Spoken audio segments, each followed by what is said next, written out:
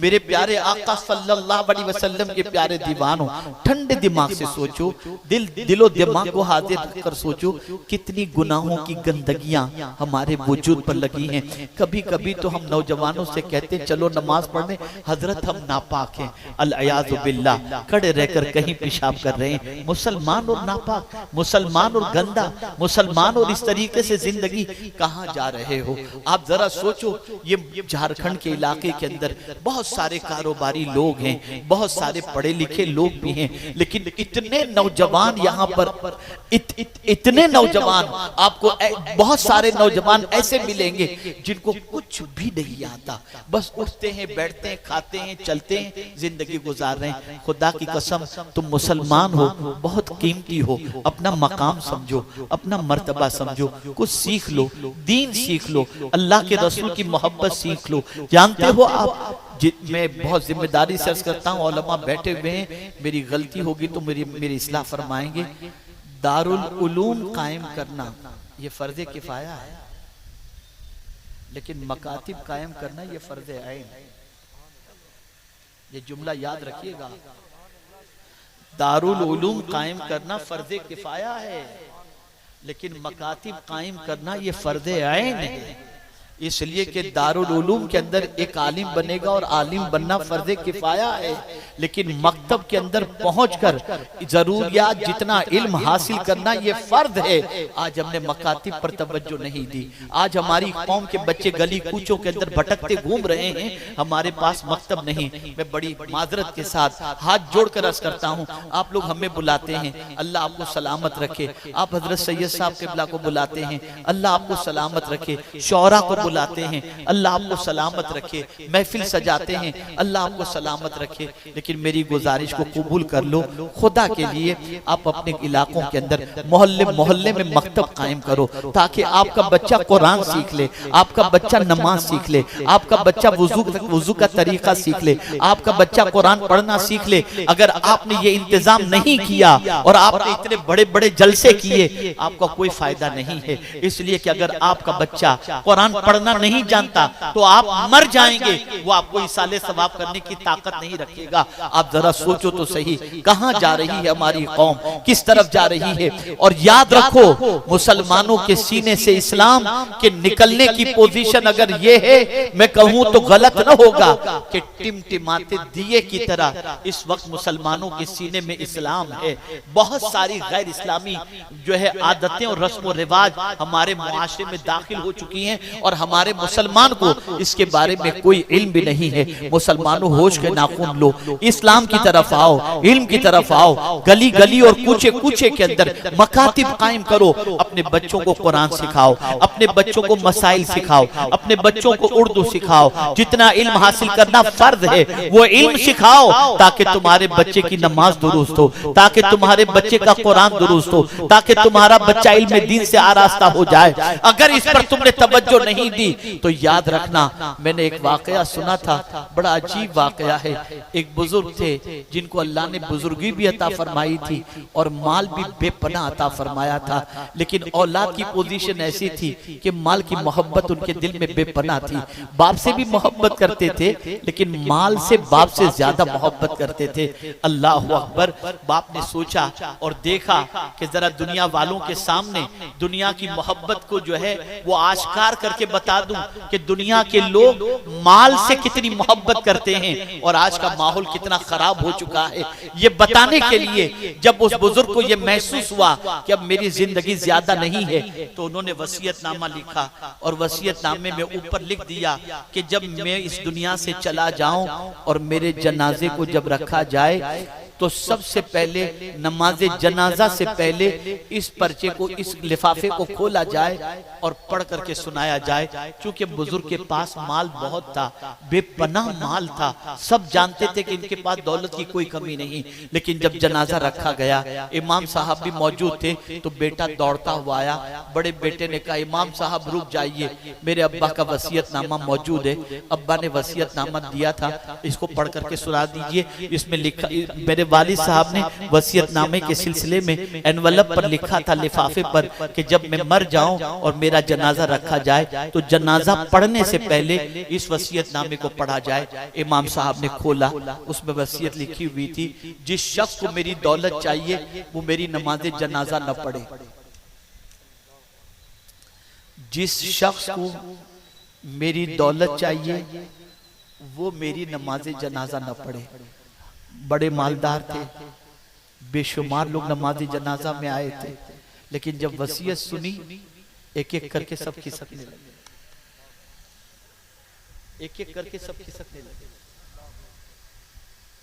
जब देखा कि अब तो बच्चे ही रह गए, बाकी सब साइड पे खड़े हो गए, तो बच्चों ने सोचा कि गैर लोग जब मेरे बाप का माल ले जाएंगे तो हम तो ज्यादा हकदार हैं। बेटे भी खिसक गए, बेटे भी खिसक गए। एक साहब तशरीफ लाए, कहा इमाम साहब नमाज क्यों नहीं पढ़ा रहे, नमाज जनाजा? कब मरने वाले ने वसीयत की थी कि मेरी नमाज जनाजा पढ़ने से पहले वसीयतनामा पढ़ के सुना देना।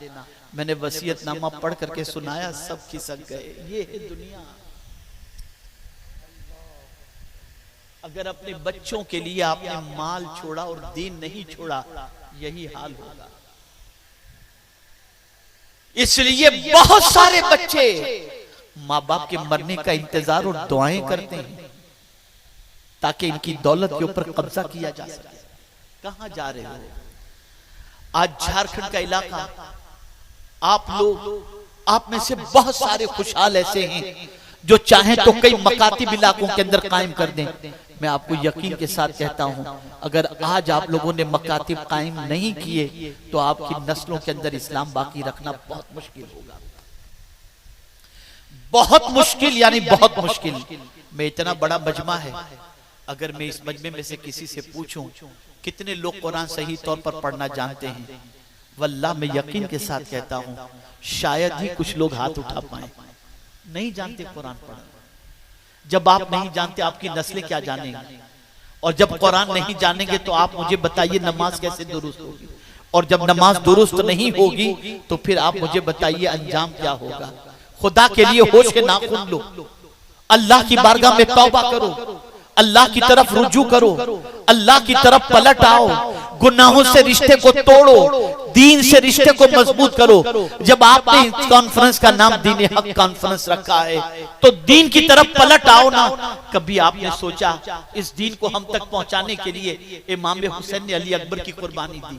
इस दीन को हम तक पहुंचाने के लिए इमाम हुसैन ने अली असगर की कुर्बानी दी।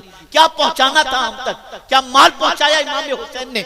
नहीं, इमाम हुसैन ने सब कुछ लुटाकर हम तक दीन पहुंचाया। इसीलिए तो कहने वाले ने कहा दी अस्त हुसैन, दी पना अस्त हुसैन, यूं नहीं कहा गया, इसीलिए कहा गया। अगर आज ताजदारे करबला ने जान न दी होती तो इस्लाम का हसीन चेहरा हमारे सामने न होता। मैं पूछना चाहता हूं, इमाम के नाम पर खिचड़े की न्याज गाने वालों, इमाम के नाम पर जलसे मुनाकिद करने वालों, इमाम की कुर्बानी दीन के लिए थी, तुमने दीन के लिए क्या किया है मुझे बताओ? क्या किया तुमने दीन के लिए? न टाइम दे रहे हो, न आराम दे रहे हो, कुछ भी तो नहीं कर रहे। यही दीन है जिसके बारे में कब्र में सवाल पूछा जाएगा, मर रब्बुका मा दीनुका। है तैयारी उसकी तुम्हारे लिए? है कोशिश उसके सिलसिले में? होश के नाखून लो, बेदार हो जाओ, जाग जाओ, कदम बढ़ाओ इस तरफ। आज अगर कोई बेदार होकर के इस रास्ते में कदम बढ़ाया, हो सकता है उसको देखकर औरों के कदम भी बढ़ जाएं और फिर माहौल ऐसा हो जाए हमारी कौम का कोई बच्चा कारी कुरान होने से महरूम न रहे, हर बच्चा कुरान पढ़े। अरे जरा सोचो तो सही, ये कुरान ही तो है, कुरान ही तो है जिसके बारे में हुजूर ने फरमाया अस्सियाम वल कुरान यशफ़िआन यौमल क़ियामा। कुरान शफाअत कराएगा।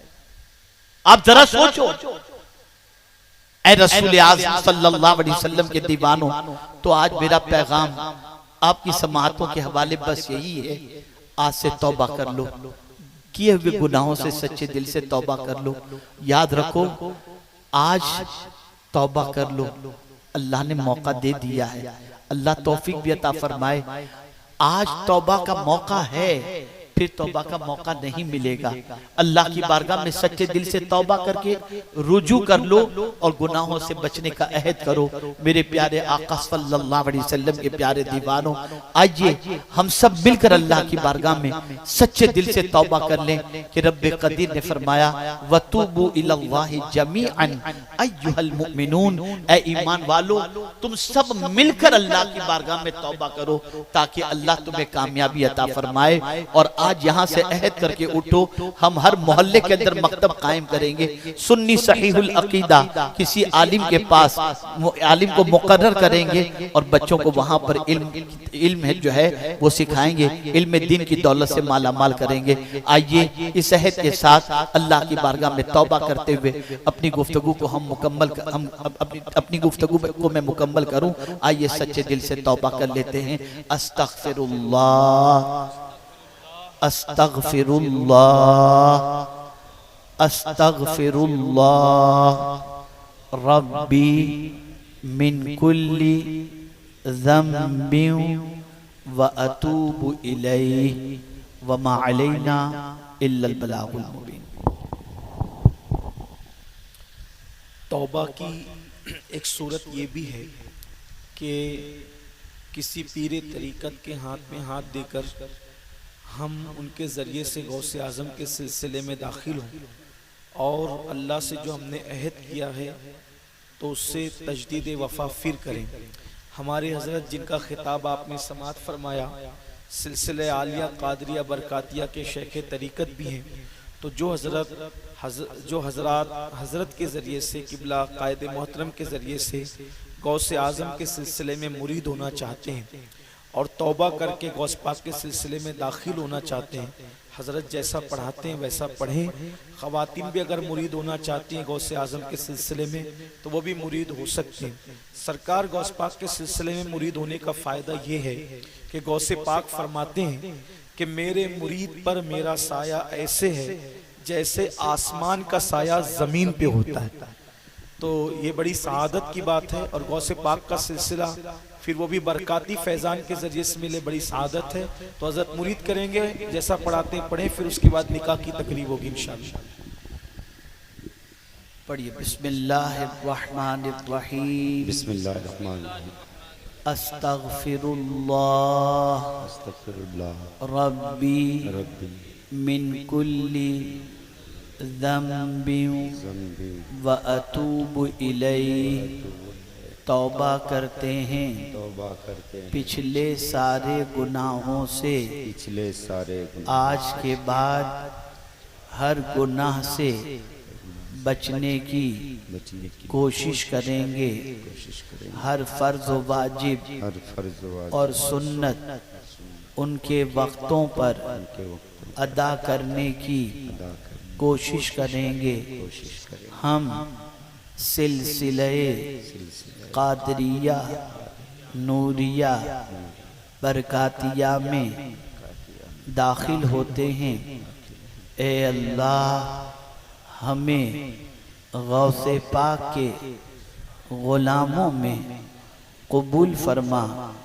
क़यामत के दिन उनके साथ हश्र फरमा। इलाही खैर गर्दानी बहक के शाह जीलानी, इलाही खैर गर्दानी बहक के शाह जीलानी, इलाही खैर गर्दानी बहक के शाह जीलानी। वसल्लल्लाहु तआला अला खैर खल्क़िही व नूरि अर्शी सय्यिदिना व मौलाना मुहम्मद व आलिहि व अस्हाबी अजमईन बिरहमतिक या अरहम। हज़रात, आने वाले शब को, अब जो शब आने वाली है, दोनों बुजुर्गों का खिताब फुटबॉल मैदान डीह डूबी तेतुलिया निरसा में होने जा रही है। मैं गुजारिश करूंगा कि जो रात आने वाली है, यानी 25 मई दिन गुजार के जो रात आएगी, उस रात में निरसा सारे लोग पहुँचें और हजरत की गुफ्तगू को वहाँ भी हम सब समाअत करने की कोशिश करें। अच्छा, ये भी सुन लें कि वो जलसा 12 बजे से पहले तक हजरत दोनों गुफ्तगू कर लेंगे। 12 बजे से पहले दोनों बुजुर्गों की गुफ्तगू हो जाएगी इंशाअल्लाह अज़ीज़। और अब एक निकाह का प्रोग्राम होना है, बड़ा इस बच्चे की भी ख्वाहिश थी, घर वालों की भी ख्वाहिश थी कि वकील बनकर हज़रत मौलाना अब्दुल हलीम साहब आए। हज़रत वो आप चूँकि वकील बनकर के आए हैं, अब चूँकि ये खाली है काजी का कॉलम, जो कहें